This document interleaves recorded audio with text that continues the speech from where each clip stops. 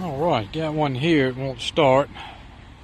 Found a bunch of power loss to the ECM or PCM coming off of the intelligent power distribution module. It's on this circuit, it's a splice circuit. It runs all the way over there to the PCM and branches off and puts power from this power distribution box over to pins number 10 and number 29. They only have like 3 volts. And after talking to the customer, he said, let's go ahead and just run a redundant circuit. Save me hours and hours and hours of dig time through the harness trying to find the corrosion or the problem. So this circuit will be corrected with a new one. I'm going to run it.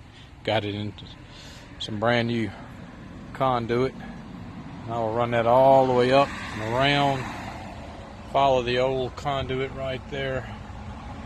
Take it all the way over to the PCM. And splice into those power points. And she will start and run.